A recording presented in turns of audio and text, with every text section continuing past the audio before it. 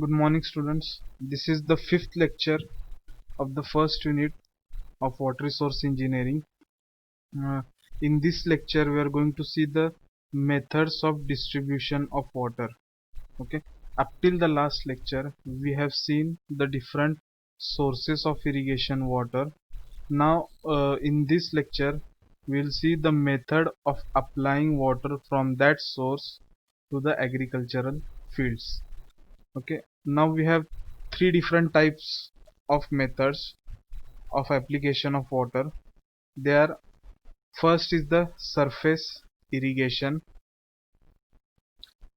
In surface irrigation, we just flood the water is applied directly on the surface, and about 90% of the irrigated areas in the world are about 90% of areas, agricultural areas, are irrigated by this method. Okay, next is the sprinkler irrigation. In sprinkler irrigation, we apply water under pressure. About 5% of the irrigated areas in the world are by this method. And the third is the subsurface irrigation. In this method, we flood the water underground. That means we apply the water directly to the root zone of a plant with the help of pipes. Okay, now we'll see the first part, that is the surface irrigation. In surface irrigation, we have different methods. Okay, they are free flooding, border flooding, check flooding, basin flooding, furrow irrigation, and drip irrigation methods. These are the six methods which come under the heading of surface irrigation. So we'll see them one by one. First is the flood irrigation. First is the free flood irrigation. In free flooding, what it is also known as wild flooding. Now what happens is, we dig ditches in the field, either on the contour or up and down a slope. Okay, now what happens, we directly let the water inside the field. Now the field, agricultural field, can either be having steep slope, or it can have a rolling terrain. This is a diagram or an image of a rolling terrain. Okay, now what happens is, we apply the water down the slope, and the water irrigates the field. Now this method is called as free flooding, because there is no no system for stopping the water, or for controlling the amount of water we apply to the field. The water rolls down the slopes in this method. And in this method, what happens is, there is a lot of wastage of water, so the efficiency of this method is very low. Now we'll see some characteristics of free flooding. In this, the labor requirement is high, water application efficiency is low. The amount of water we are supplying in this method uh, is not all utilized.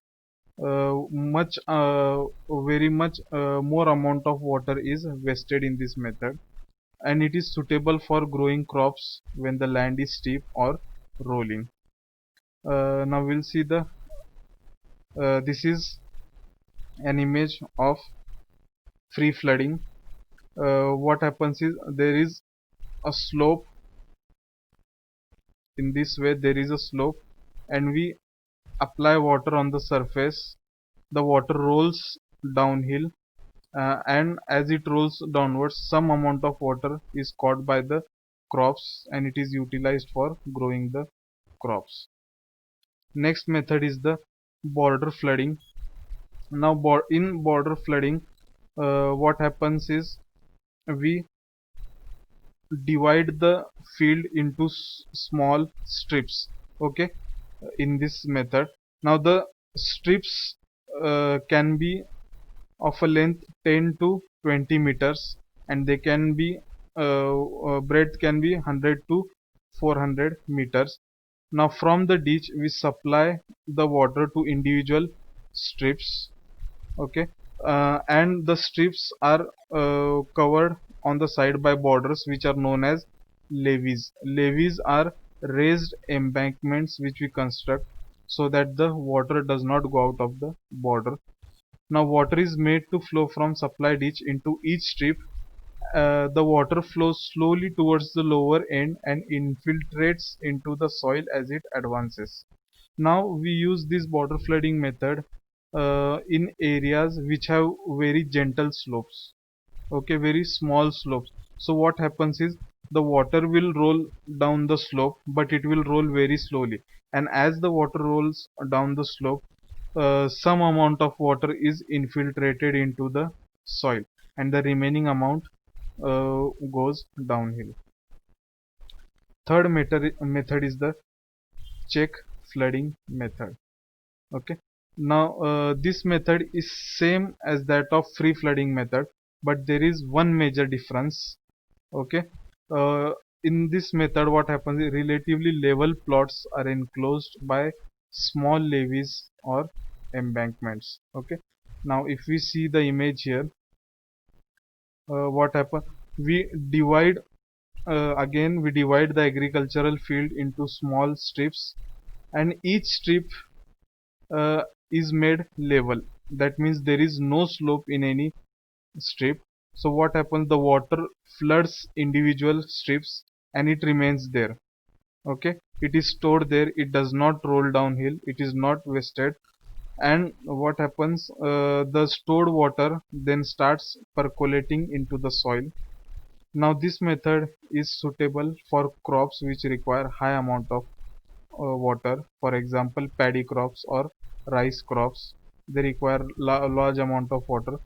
And in this method the evaporation losses are more, because the surface area, this is the surface area which is exposed to the sun, so the water is getting evaporated at a very higher rate.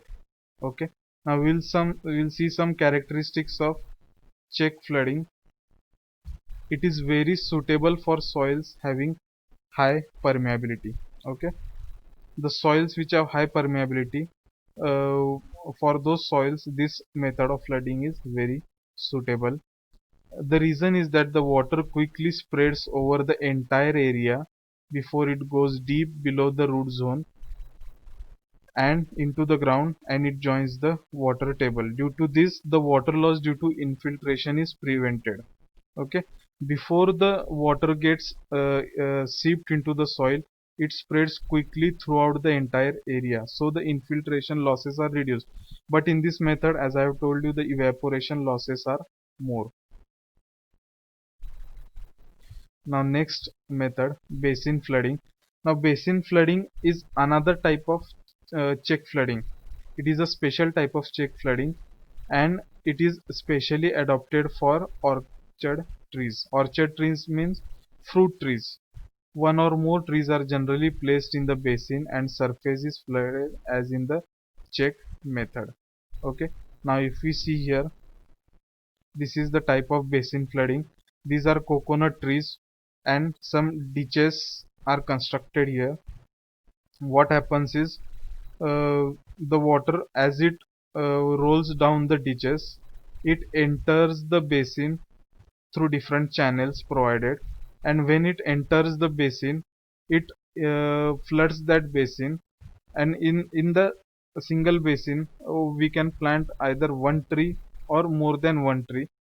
Okay, and this method, it is suitable for fruit trees such as apple trees, coconut trees and mango trees. Now we'll see its characteristic. The advantage of the flooding method is its simplicity, high productivity and the possibility of uniform submerging the soil surface. Okay, so this is basin flooding. And the next type, fifth type of flooding, is the furrow irrigation method. Okay, now this is a special type of surface irrigation method. In this, if we see, uh, trenches or furrows are dug between the crop rows in a field. farmers flow water down the furrows, often using only gravity, and it seeps vertically and horizontally to refill the soil reservoir. Now the flow to each furrow is individually controlled. Okay, so what happens here is the agricultural field is here ridges and furrows are constructed. The upper part, this part is the ridge, and the lower part is the furrow. Okay, now in the furrow water is let in. Okay, so the water floods the furrow region, and on the ridge region crops are grown. Okay, so if we see this image here, in the furrow region water is let in, and on the ridge region crops are planted. So now what happens in this method is evaporation losses are minimized. Why? Because as opposed to the flood irrigation method where the entire agricultural field is covered with water, here only in the furrows will provide water. So the surface area of the water is reduced, and as the surface area of the water provided to the entire agricultural field is reduced, the amount of evaporation is also reduced. So evaporation losses are minimized. Now this furrow irrigation works, it works well for row crops and tree crops such as sugarcane, wheat crops as well as tree crops. One of the difficulties of furrow irrigation is ensuring uniform dispersion of water over a given field. Okay, so this is the furrow irrigation method. I hope you all have understood. Next and the last method of surface irrigation is the drip irrigation method. In drip irrigation, it is the latest field irrigation technique, and it is meant for adoption at places where there is scarcity of irrigation water, such as the semi-arid areas or the desert areas. Okay, the its system is fairly easy to understand. Uh, the crops are planted along a line, and adjacent to that crops a pipe is provided which has small holes in it, and the holes are provided near the crops. And what happens is water is let in through these crops, through these pipes, and it drips. Small holes are provided in the pipe, and through those holes water drips, and it is directly applied to the crops. So in this method, one advantage is that there is less wastage of water, and we'll see its other characteristics. In this method, water is slowly and directly applied to the root zones of the plants, thereby minimizing the losses by evaporation and percolation. And its characteristics are slow, frequent, and precise application of water. It is most efficient, it gives the highest yield, means for a fixed amount of water, more crop yield we are going to get from it.